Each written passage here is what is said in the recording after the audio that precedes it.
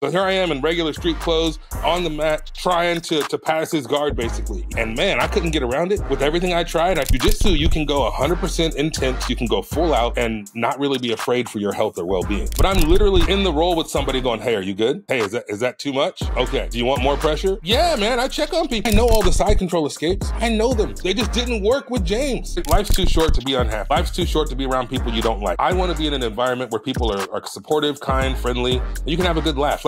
Welcome everyone to another episode of Elbows Tight Podcast. It's your host Travis. Today I am very honored by having a distinguished guest. Ooh.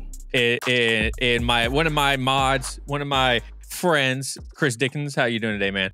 I'm doing excellent, Travis. Thank you for having me, man. I feel like we've been planning this for a long time, and we're finally just now getting around to it. Yeah, it's very true. So for those that don't know who Chris is, he is an admin or mod in the L Bros community page. He's a long-time listener of the podcast, and he is the winner. And one of the reasons why we're talking is he is the winner of the name for the community. Quite a few people sent in L Bros, but Chris was the first one, and I was surprised. I actually didn't even think about it because how many people said it. Really? How many people do you think said it total? How many people? It was probably about 5 or 6 people actually sent in L Bros, but you were the first one. I was like, Chris got it. There we go. That's the ones. You know what? I was thinking about this because when I first started training, which was a few years ago, I was looking for, any kind of jiu-jitsu content, anything to listen to. And you and John popped up on my Apple podcast feed, and I started listening from the beginning, man. And then I think, didn't we start? I think the first time you messaged me was when you wanted to use that picture that I made. Yeah. It's been a while, man. I'm sorry, but I'm glad to be here, and I'm glad to be the first person to say L Bros because at least I get to hang out with you and get to be on the episode. So that's cool. No, that man, I appreciate it. I appreciate all your help within the community and helping me build it and whatnot. And it's an honor to sit down and chat with you. But let's go ahead and get a little bit of your backstory. How did you start Brazilian Jiu-Jitsu?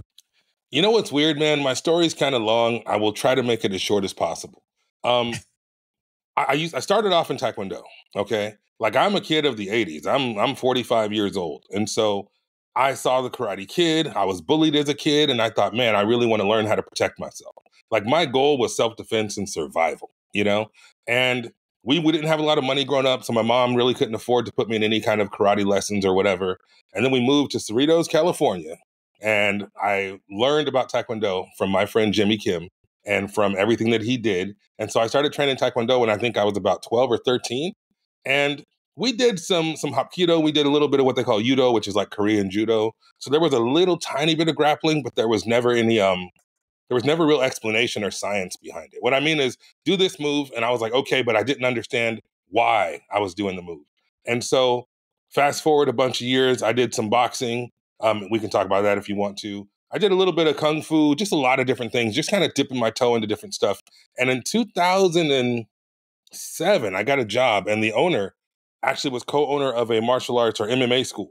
It was called Joker's Wild. If anybody's listening from Orange County, it was Joker's Wild with Mike, the Joker Guyman, who's a legend. He's a good dude. He's a UFC fighter. He's a friend of mine. And he was the head instructor at this school. And if I remember correctly, I think he was like a blue belt or a purple belt. But man, this guy walked on water when it came to all things jiu-jitsu and grappling. It was like a magic trick watching him do stuff. And the other guys that trained with this, man, I was getting hit with everything. And I didn't understand it. And I just wanted to get back to my feet. I was like, dude, because the way it worked is we'd have like Monday, Wednesday, Friday was like striking, and Tuesday, Thursday was grappling kind of a thing. And man, Tuesday and Thursday, I hated it because I didn't understand it and I was getting worked. I mean, worked. All those stories about when you go to your first day and you're the trial class guy. I was the trial class guy. I was getting beat down like you wouldn't believe. And I just kind of was like, I don't understand this and I hate it. And I gave up. And so that was like 2007, 2008. Fast forward to almost 3 years ago, I was looking to teach boxing. I was doing this fitness boxing for some of the parents that I used to work with when I was teaching Taekwondo. And we're going to do this fitness boxing thing for the moms. And I was looking for a place to do it. And I found a school in Laguna Hills, California. And it was a gym that rented out space to personal trainers. Now, I'm nobody's personal trainer, Travis, okay? If you look up personal trainer in the dictionary, you will not see a picture of me, all right? It is not me. I'm the last person you think of with personal trainer. But when I teach the little kids how to punch and kick, the moms are like, can you teach me? And so that's where the boxing thing came from. Anyway, I found a place to do boxing, and they had a big sign on the wall that said Kama Jiu-Jitsu. And I thought, oh, Jiu-Jitsu. I wonder what that's like. And that's what got me kind of looking into it again. I did a little research because I'm a research fanatic. I remembered who Dave Kama is, and I remembered what Kama Jiu-Jitsu was.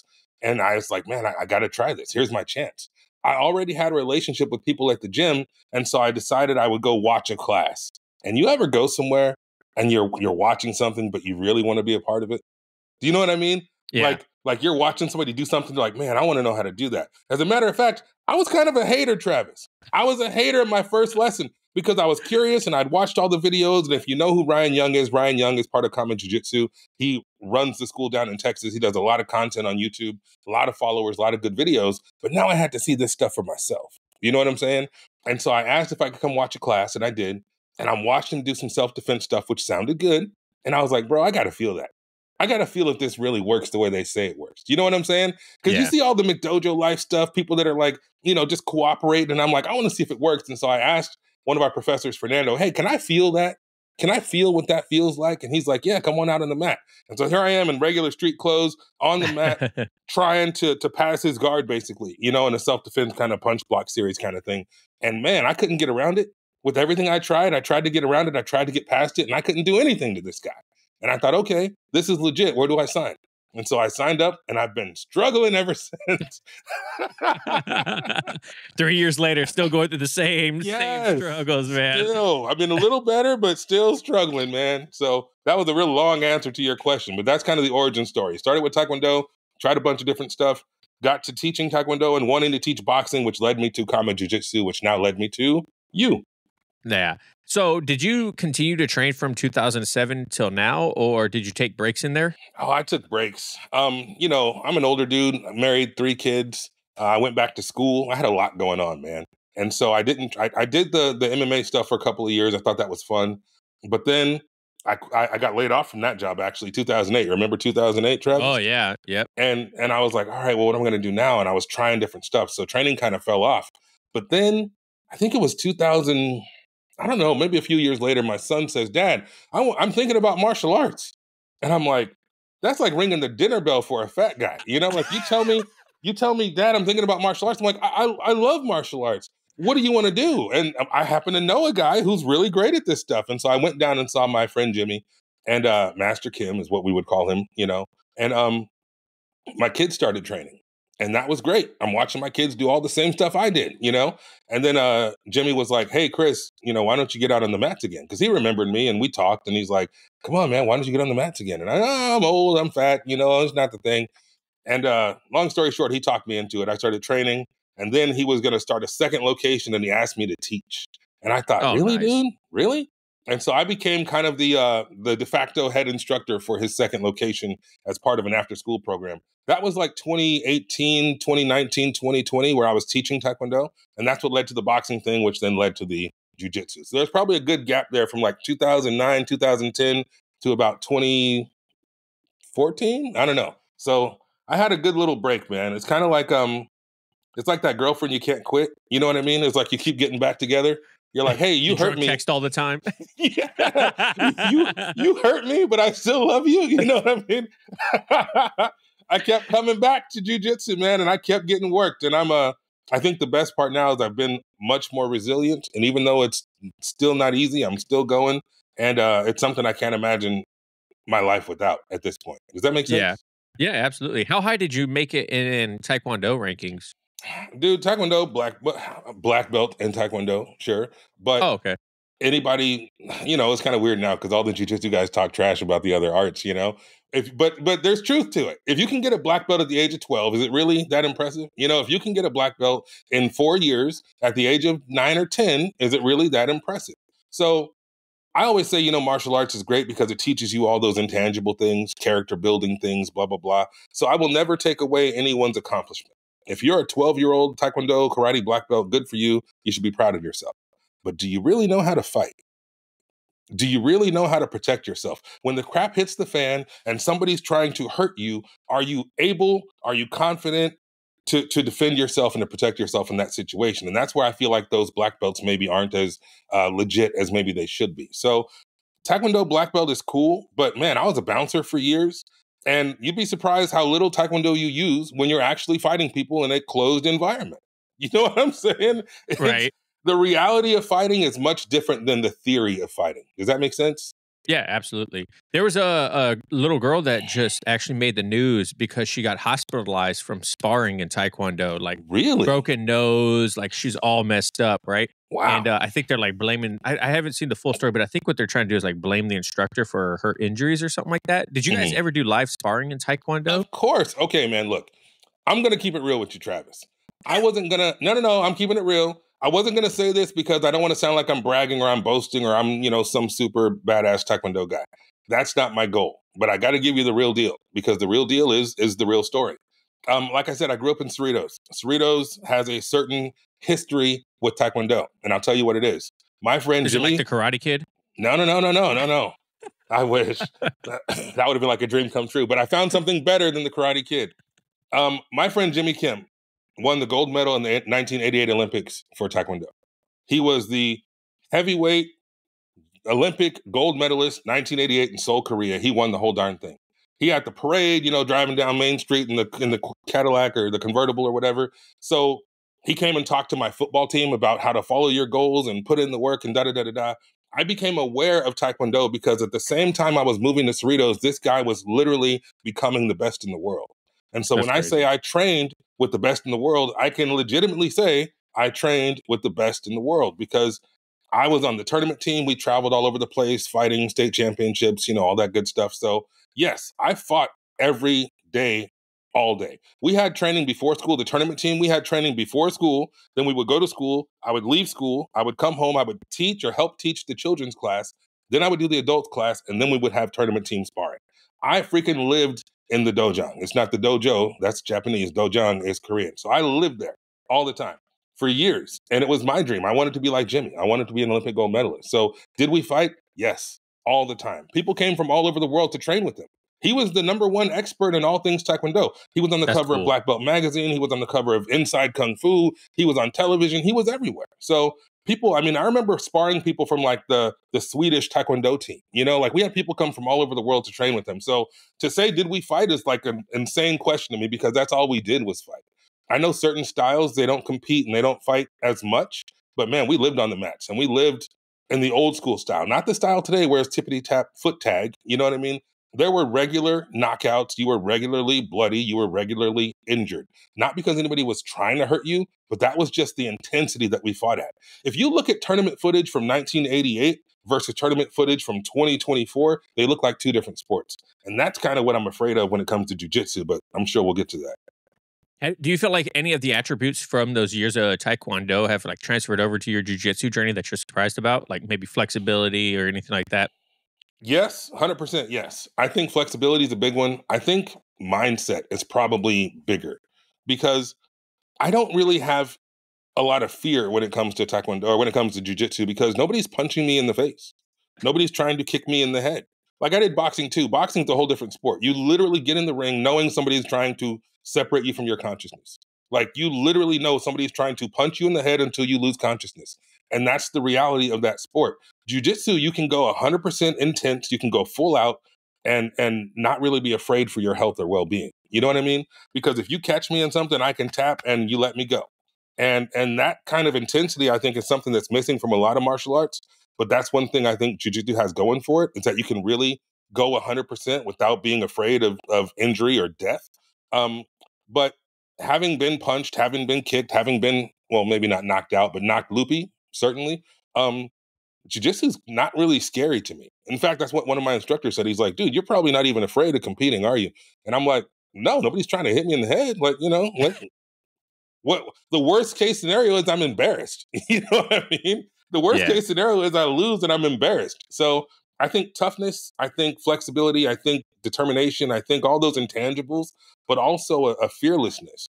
Because, if you talk to certain people who do jujitsu and you say, hey man, have you ever been in a fight? I'd say most of the people I train with have never been in a street fight. Most of the people that I train with have never been in a street fight, never really been in a self-defense situation, have never competed in a boxing match, Taekwondo match, anything like that. And I think anybody who steps on the match deserves respect, don't get me wrong. But if you put yourself out there to compete, in a sport or an environment where you can literally be knocked unconscious, your tolerance and your fear changes. Your mindset changes a little bit.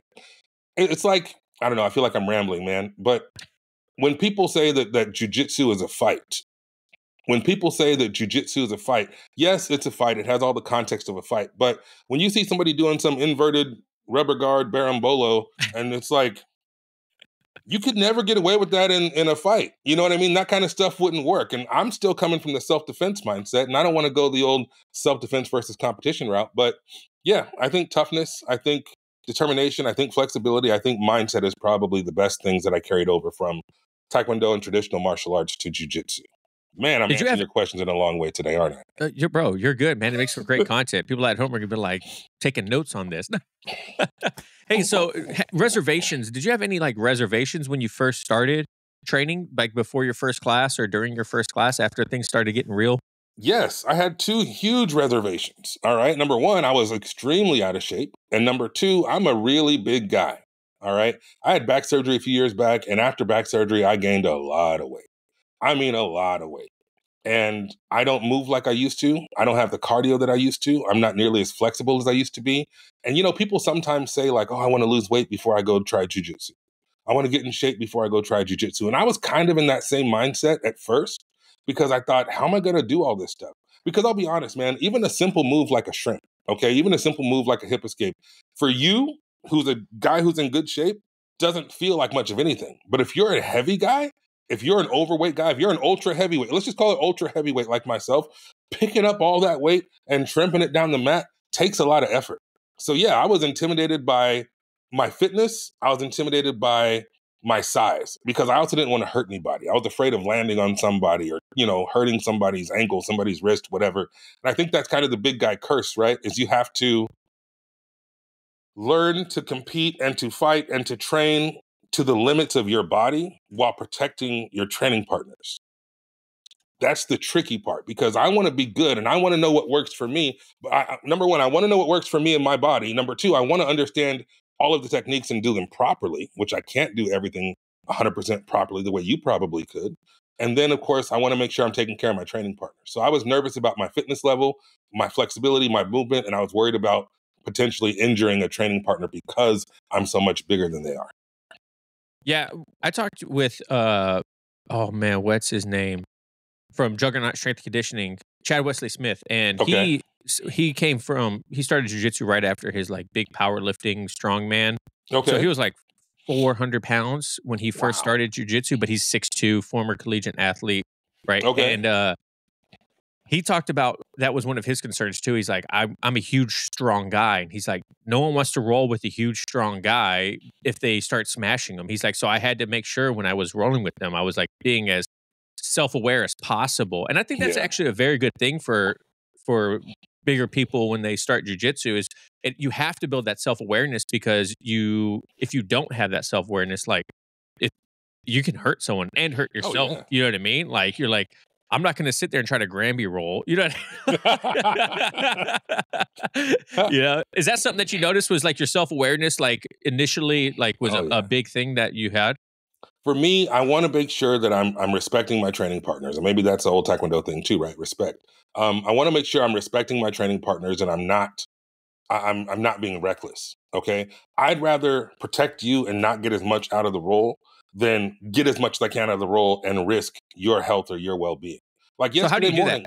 How do What's you do that? that? How do you protect your training partner, especially as someone so relatively new? I mean, 3 years is a pretty decent amount of time of training, but how have you since you started jujitsu till now? How has that protecting your partner have changed or evolved?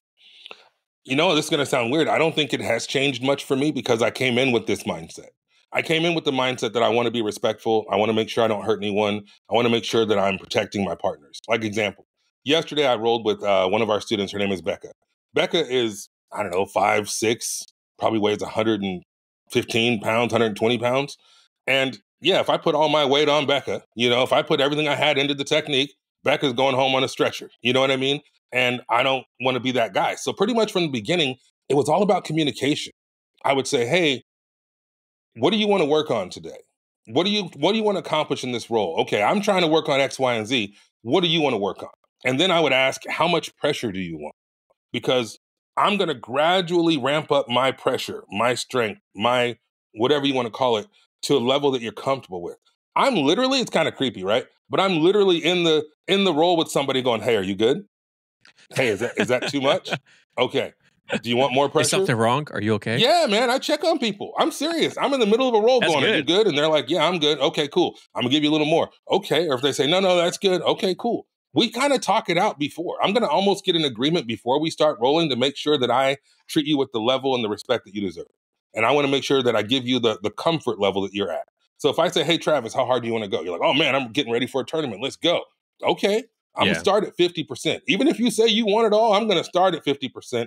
And I'm going to check on you and say, hey, man, are you good? Yeah, I'm good. And then I'm going to level up, ratchet it up a little bit. Now we're at 65%. You still good? Because you know how it is, man. If you're on the bottom of side control and you got some big guy on top of you and your breathing starts changing and your voice starts changing, if you're talking to me like this and all of a sudden you're talking like this, then I know that something changed. And I know that I can make an adjustment to fix it or to make it easier, make it more tolerable for you. So I think it's understanding what your goal is and what you want to get out of it. I think it's understanding and communicating how much pressure, how much intensity you want, and then gradually ramping up that intensity rather than just smashing. And maybe it's age, maybe it's wisdom, maybe it's the Taekwondo background. I don't know. But I always want to respect people first, and I always want to make sure I communicate and ensure that we're on the same page. Does that make sense? Yeah, absolutely. How does that change with higher belts? Like, say, when you're rolling with a black belt or something like that, how does your mindset shift at all, or do you kind of keep that same thing? Yes, you're like, you're getting all of it. Hey, you know what? They told me it was okay. There's a purple belt at our school. His name is Ikaika. He's a great dude, and I was rolling with him, and he told me, he's like, "Why aren't you using your weight?" And I said, well, I'm trying not to crush you. And he's like, no, crush me. And I'm like, bro, I can't crush you. That's crazy. He's like, no, I need to feel it. You're going to make me better by putting me in this situation. You're going to make me a better fighter by learning how to deal with guys your size. And it's okay. So that was like a permission slip. That was like a get out of jail free card. Because one of the things that was tough, Travis, is when you're rolling and you're trying not to put your weight on somebody, you're expending energy trying not to hurt somebody else. Like I'm using energy to hold myself off of you while still trying to get you in the role. Does that make sense? Yep. It's like I'm working twice as hard. And so when Ikaika told me that, he was like, yeah, get me. And I was like, really? And I talked to Professor Greg, is the guy who does all my private lessons. Greg's awesome. I said, hey, Ikaika said I can give him all my weight. He goes, yeah, if you got purple belt and up, give him everything. They should know how to deal with it. And so I'm like, really? So anyway, whole new world. Yes, baby. If you're a purple belt and up, I'm giving you everything. I still check on people, but I let them know, like, hey, man, you're a purple belt, and he said I can give you everything. You down? And they're like, yeah, give it to me. And so, boom, I'm hitting them with everything I got.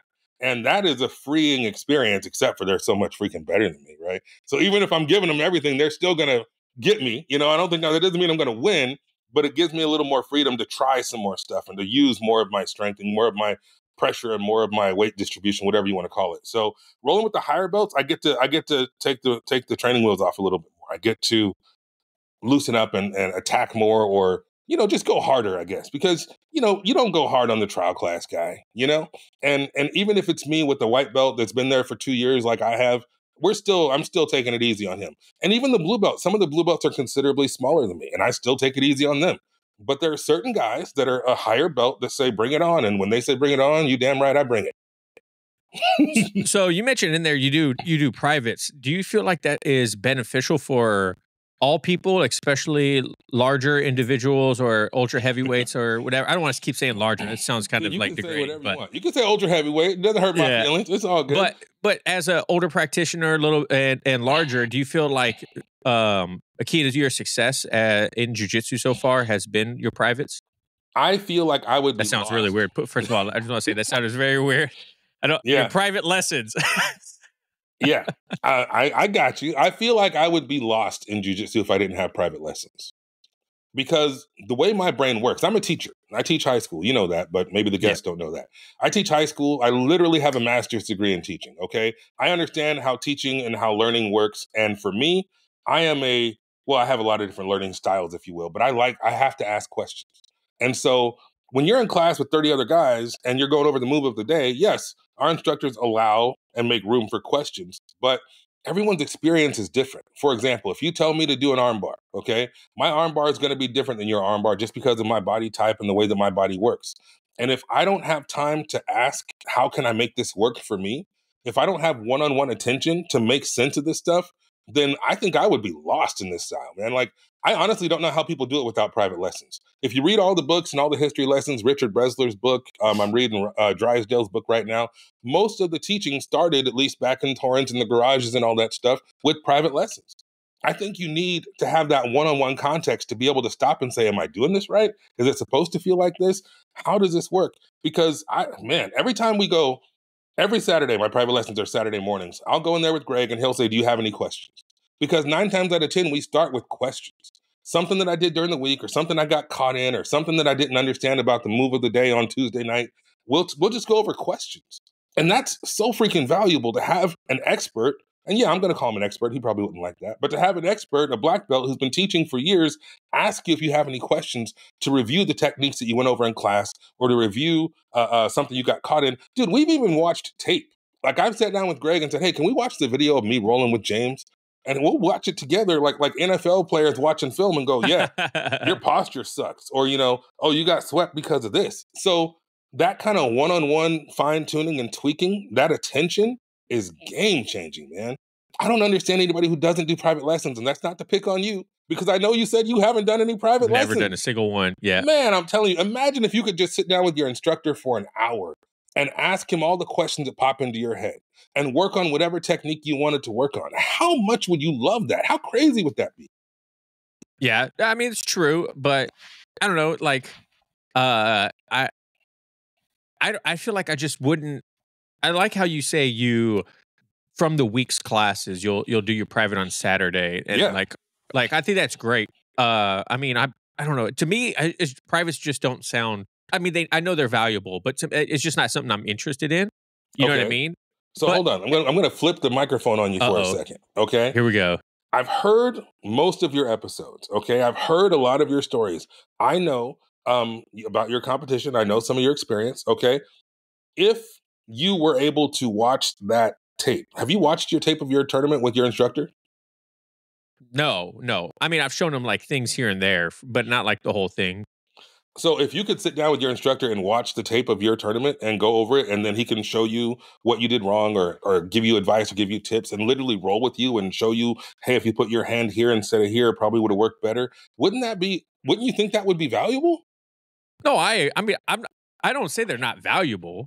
But you don't want to do it. Why don't you want to do it? I don't know. It's just like, if I do a private with, it's nothing against like my instructors, but if I do a private with someone, I kind of want it to be someone outside of my academy personally. Okay. All right. I see because we have a small academy as it is. We don't have a lot of people. So if I have questions or whatever, I'm able to ask and still get that feedback. Okay. All right. But to me, if I were to do a private, it would probably have to be someone outside my academy and with some accolades or something like that. Like, okay, I just don't want to do it. And it's not like saying anything negative towards my instructors that I have. It's just that I get to see them all the time. So to me, a private is just like, okay, I'm just paying extra for something I'm already getting, if that makes sense. It does. Have you been to seminars? You've been to seminars, right? Yeah, I've been to like 1 or 2 seminars. Yeah. How did you like the seminars? I love seminars. Seminars are great. Like, do you feel like at your seminars, were you able to ask questions and get some hands-on feedback while you were doing whatever they were covering? A little bit, yeah. But I mean, usually seminars are a lot of people and whatnot. Yeah. So like, yeah, but I mean, it's not perfect, but it's fun, you know? So if Roy Dean was going to offer you a private lesson, would you jump on it? Are you joking? Yeah, absolutely. Okay, that answers my question. So maybe okay, that answers. All right, cool. I see where you're coming from. I'm not against them. I see the value in them.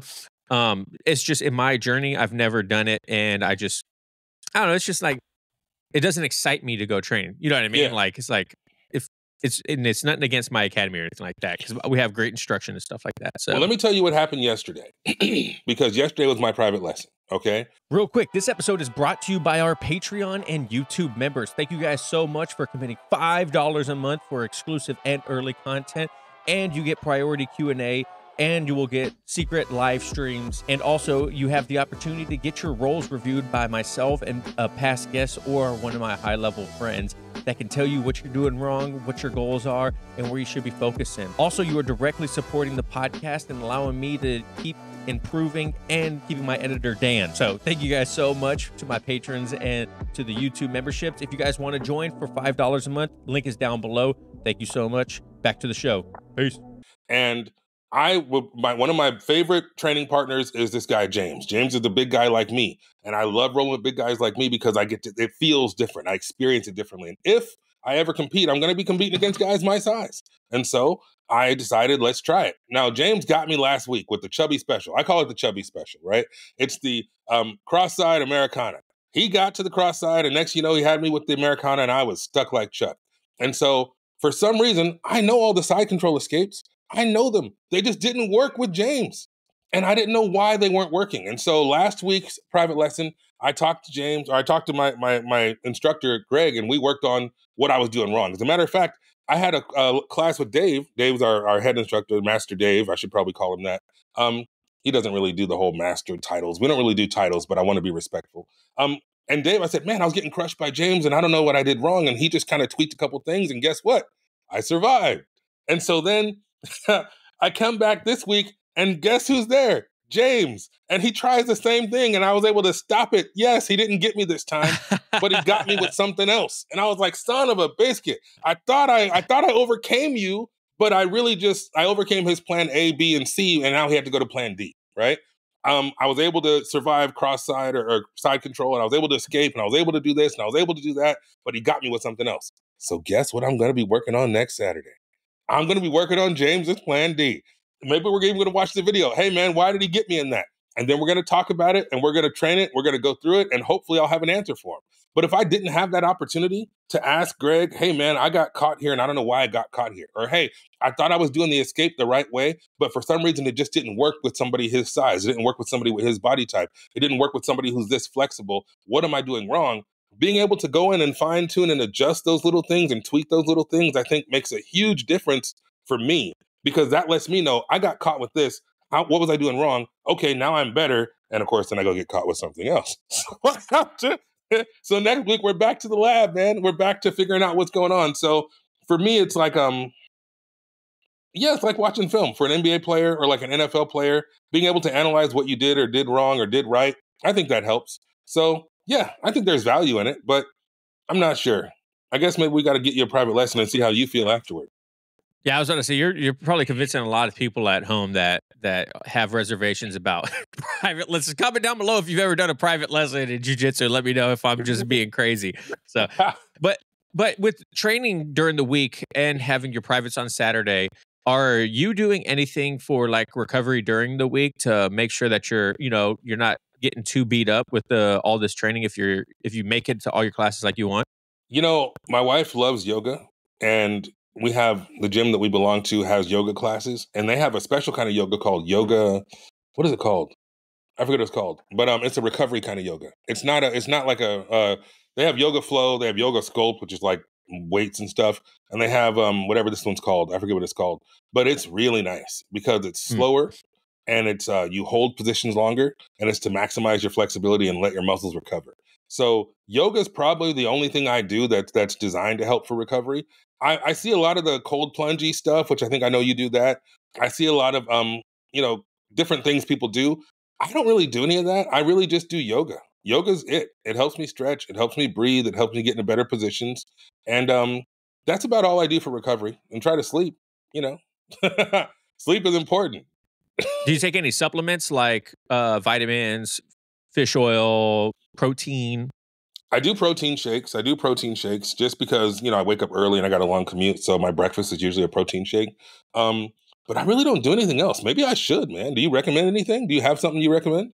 I mean, from everyone that I've talked to about the subject, usually creatine, protein shake.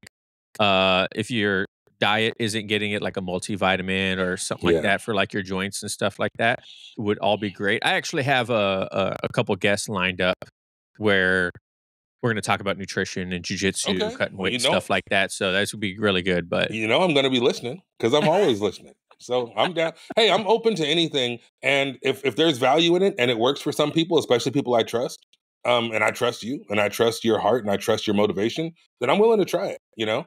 I think nowadays with so many people focusing on competition and people have these strength programs and they have these recovery programs and they have all these different mobility programs and it's crazy how intense it is. It's crazy how people, their bodies are like race cars. They're constantly tuning and constantly tweaking them to try to get the maximum performance out of this vehicle. And I understand that, but dude, I'm a hobbyist. I'm never going to be world champion. I'm never going to win ADCC. I think I might compete one day, but it's not even high up on my radar. So I don't feel the urgency to do all that stuff, but there are people out there, people who listen to the show, people in our group, in the L Bros group, who are serious about competition and they need to do this stuff. So yeah, I'm open to it and I'll listen to it and I'll watch and maybe I'll even try some things. But if you tell me it works, I'll give it a shot. Well, I appreciate that. And then I'll have a discount code for you too. No, just kidding. Hey, yes, so indeed. you mentioned in there like building the trust with people and then the L Bros community and stuff like that. How important is like community to you in your jiu-jitsu journey? Like where does that fall in like the hierarchy of priority for yourself? Oh man, I think that's got to be number one. Because if you think about it, how much time do you spend? Our classes are 2 hours long. So if I go twice Oh a my week, gosh. yeah. I ain't got time for that. No. Yeah. If I'm going to go twice a week and for an hour on Saturday, which yesterday I did my private and I did class yesterday. So it could be 6 hours a week, 7 hours a week. If I did it exactly the way I wanted to, I would be there 7 hours a week.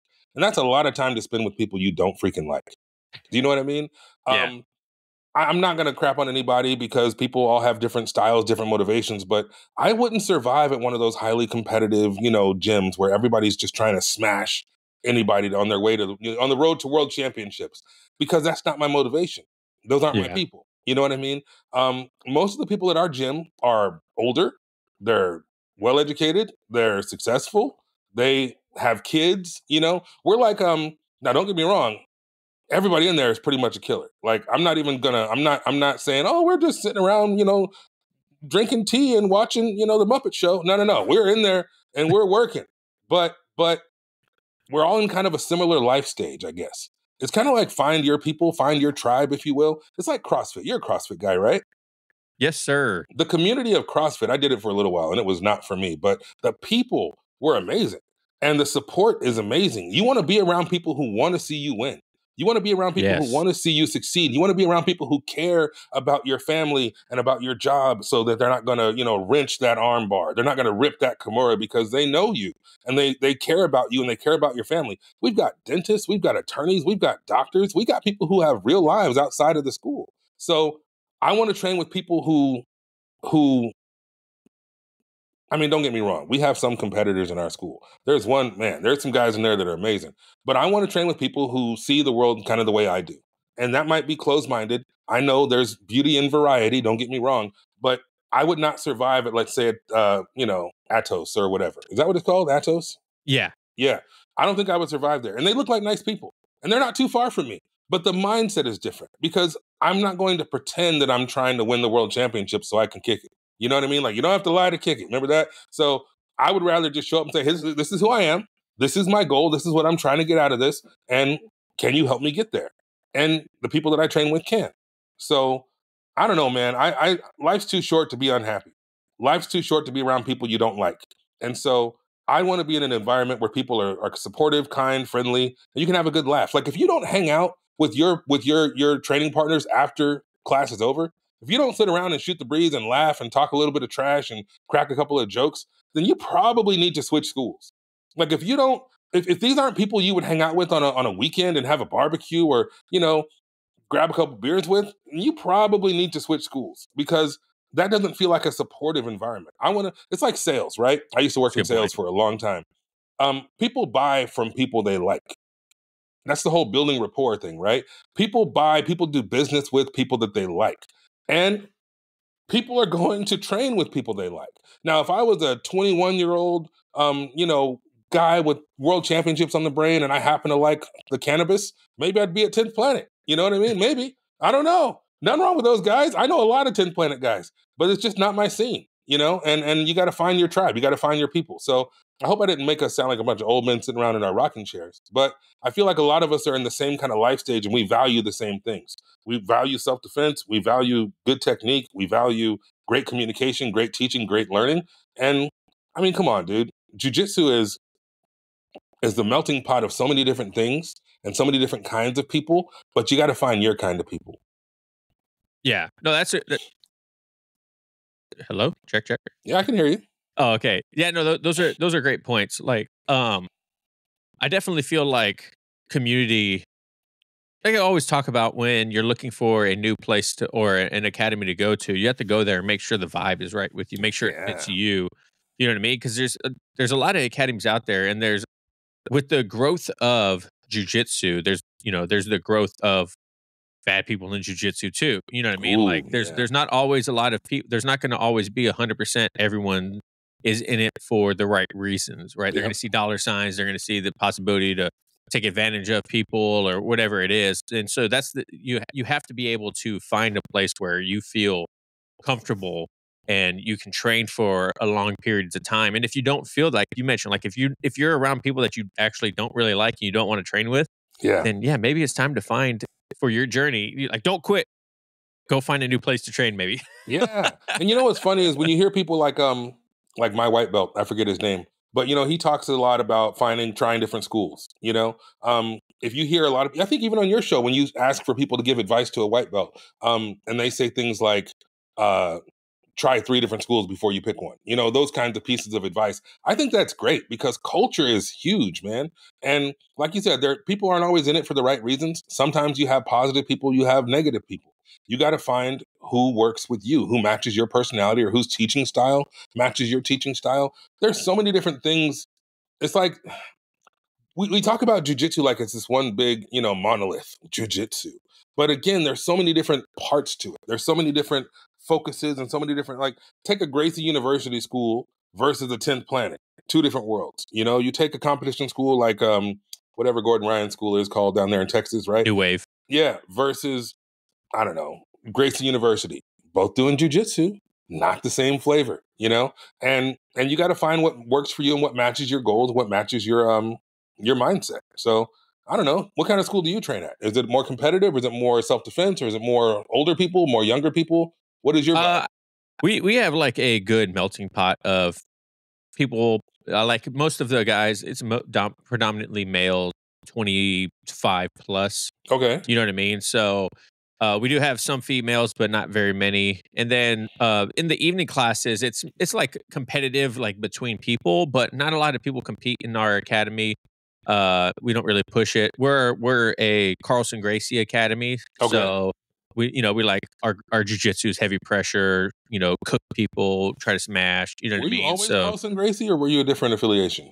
I mean, we've been through 3 different black belts in my one academy, so we've been under Marcelo Alonso, Carlson Gracie,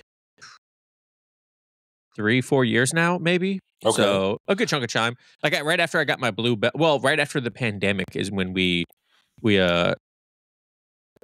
Sean, our professor Sean, came over and started teaching. So how do you think your jiu-jitsu has changed under each regime?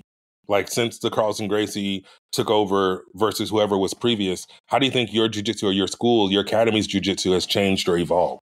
Oh yeah, 100%. Yeah. So when we first started, it was kind of like what we would call like surfer jiu-jitsu. Everyone was like super chill. It was like wasn't going super hard.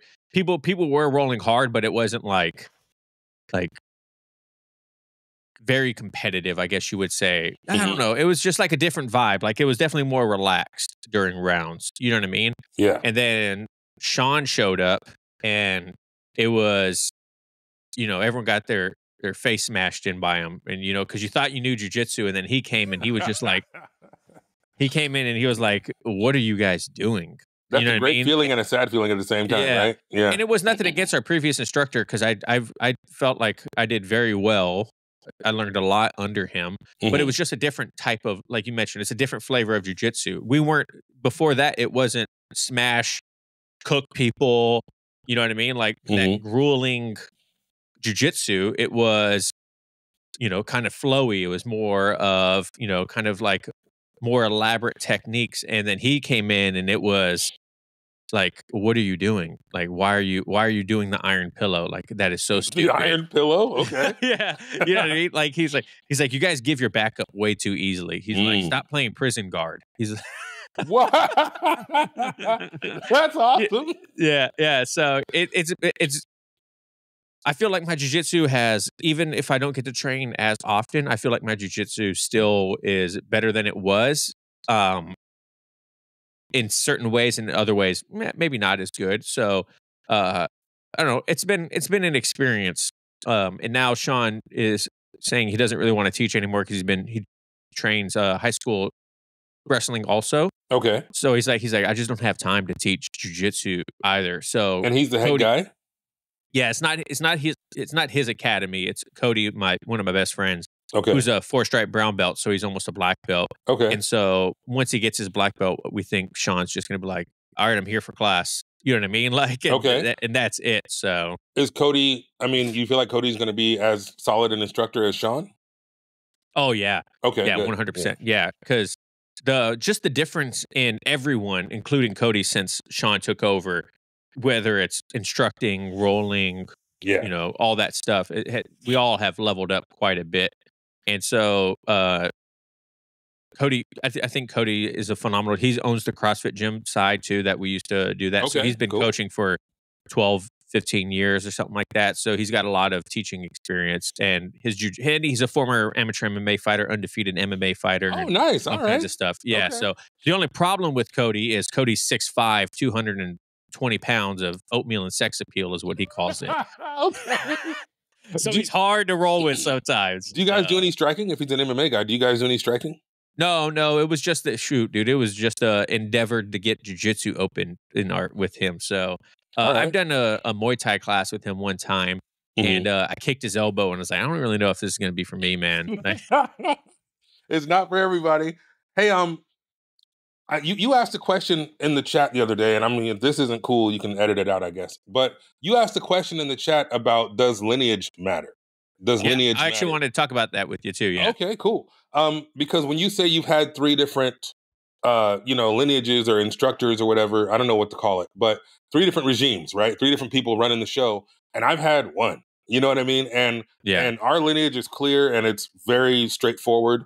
And so I wonder, how do you feel about your lineage, about your school's, I don't know, legacy? I don't know what to call it. What do you think? How do you feel about that? Do you think it's, do you wish you had a different kind of an experience? Are you happy with your experience? Do you feel like, what do you think about a person like me who's at a very clear, very direct line to the Alios of the world, and somebody who has, a 10-step, whatever you call it, what do you call it? 6 degrees of separation? You know what I mean? 10 degrees of separation. Well, how do you feel about that? Because you posed the question in the chat, but I don't think you answered it.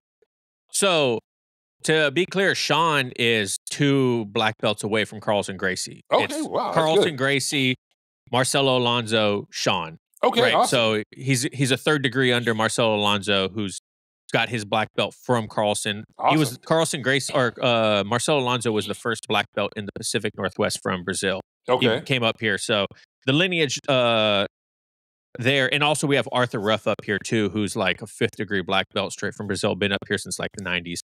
Awesome.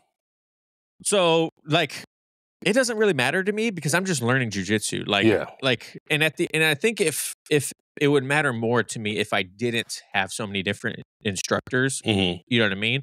But my loyalty in jiu-jitsu isn't to who's teaching me; it's to my friends. You know what I mean? Like your community. So, yeah, the community. Like I love the academy I go to. I don't want to train anywhere else. You know what I mean? I'll drop in and go see other people, but like to me, lineage. It doesn't matter who's teaching at my academy.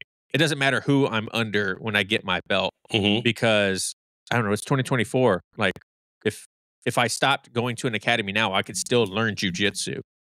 You know what I mean? Like I could still go and buy a BJJ Fanatics. I could still do their online courses and stuff like that. So to me, it doesn't really matter too much. But I definitely see how it could be a perk, or it could be a good thing when you are a black belt and you're like, oh, I'm a black belt under X, Y, and Z. You know Do you what I think mean? when people are looking for a school, do you think that they should pay attention to lineage, or do you think they shouldn't care? What is your opinion on that? I I honestly don't. If so, I'll frame it in two different ways. If it's someone that knows something about grappling, you'll probably care about lineage. Okay. If you're someone that wants to learn self defense and you want to get healthier, you want to be in a community, you see MMA and you're like, man, that looks great. I kind of want to try that out. I Yeah. don't think lineage matter. I don't care if you go to a Gracie Baja, Gracie University, Hmm. some random jiu-jitsu academy that's in your town that gives you 2 weeks free class. Yeah. Like I don't think lineage matters then. I think it really matters for more of the purist, I guess you would say. But if it's just a random mom that wants to make sure that she's not going to have her kids stolen from her or Yeah. get taken advantage of, go to wherever you feel welcome and gives you what you need. You know what I mean? Like that. That That's is a why I think is more important. that is an excellent point. And I kind of learned that the hard way because when my friend Jimmy asked me to teach at his second location, I was like, dude, why would anybody want to come learn from me? You know what I mean? And that was insecurity on my part. Sorry, we got a door open and it's all good. Um, that was that was insecurity on my part because I was looking up to him, Olympic gold medalist, thinking, holy crap, I learned from you and you are the best in the world. You at one point were literally the best in the world. And why would anybody come train with me? And that Yeah. made me feel like, wow, but exactly what you said is exactly how it played out. Moms cared that their kids were safe.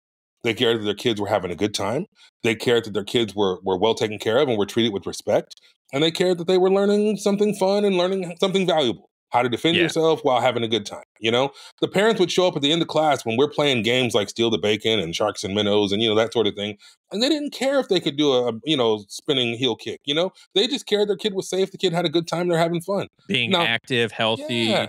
And when I call attention, they stand at attention and they don't move.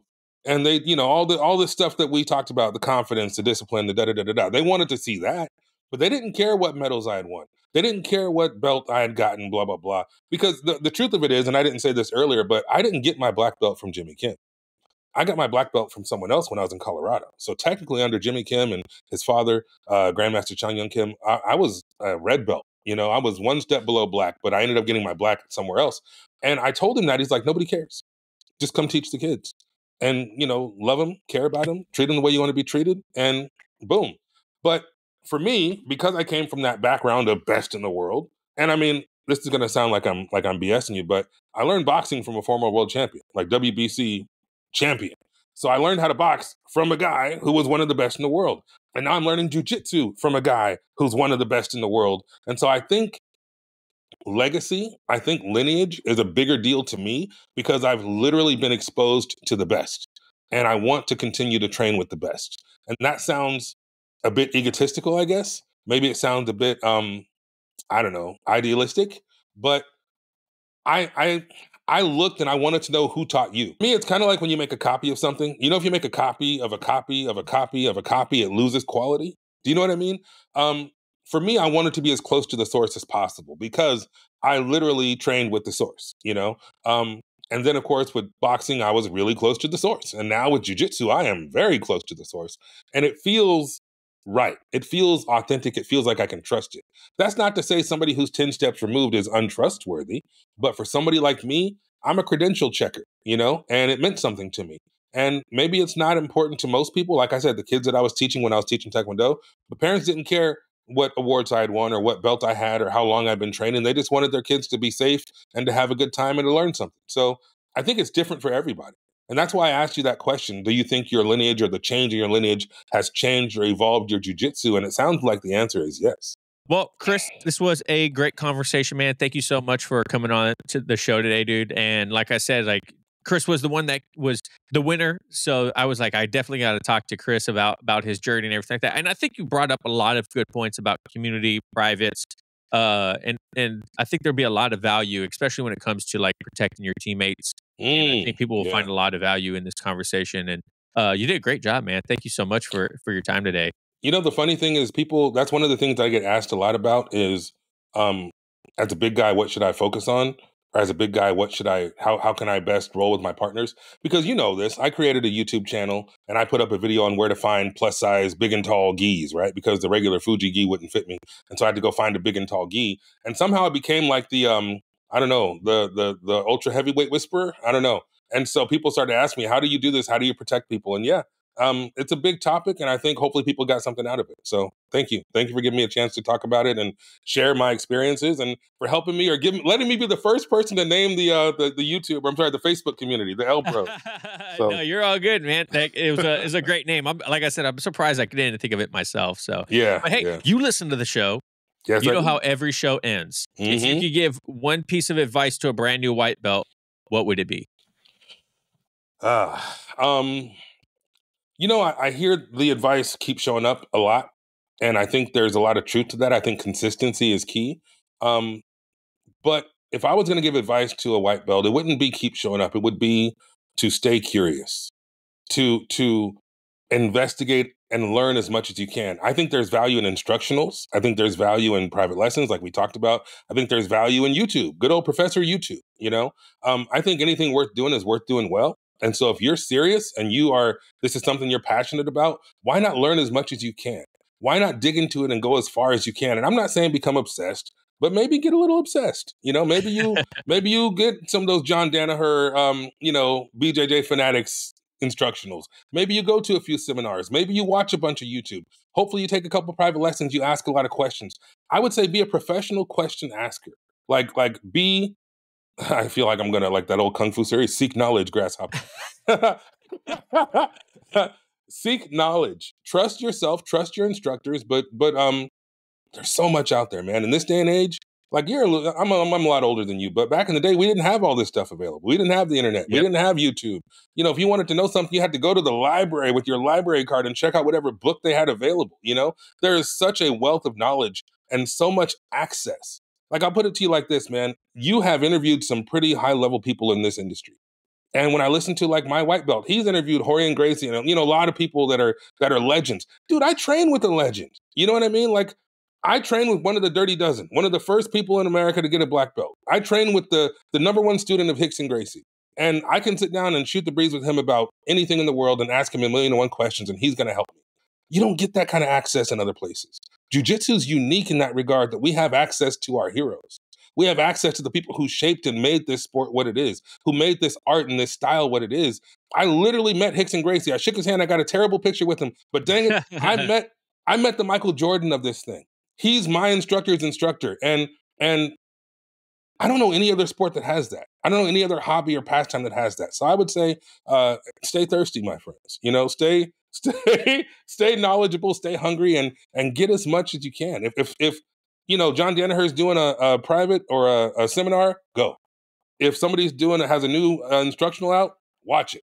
If you can hit an open mat with somebody you know and respect, go. You know, I think it's just be curious, be, I don't know, nerdy. I'm a nerd, if you can't tell. Hey, if people want to follow you and check your stuff out, where can they find you at if you want to give that out?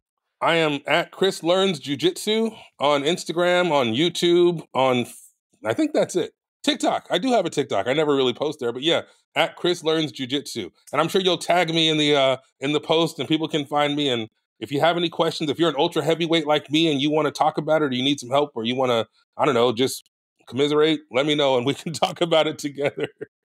No, that's good, man. And I'm definitely excited for you to start your YouTube channel content back up again, especially after this conversation. Yeah, we'll see what happens, my man. No promises. But I'll think about it. And we'll see what we can do. Chris and say, where is the content? We want the big guy content. Okay. Yeah. If I end up competing or something, I'll definitely document it. If I end up doing anything, we talk about a lot of the dreams and a lot of the goals, and I'll keep you posted along the way. So thanks for giving me this opportunity, man. I really appreciate you, and I don't want to kiss your butt too long and too hard, but you are consistent. And consistent is a gift. And when I say that, I mean that. I'm not, this is not for the cameras. This is not for the podcast. Edit this out. I'm telling you, my friend Travis, that you have been accessible. You've been helpful. You've been encouraging. You've been insightful. And your content has been consistent. And it's something that I think most people, and maybe they don't tell you enough, And I know our Facebook group isn't huge, but I appreciate you. And I thank you for everything you've done so far. And I hope you keep doing it because I think it helps a lot of people. So thanks. Oh, I appreciate that, Chris, man. Thank you a lot. So, hey, everyone, if you guys want to give me some words of affirmation like Chris just did, no, no, thank you guys so much for listening and watching at home. Go follow Chris everywhere. He's a wealth of knowledge, as you can tell. And remember, no oil checks here. Peace. Later.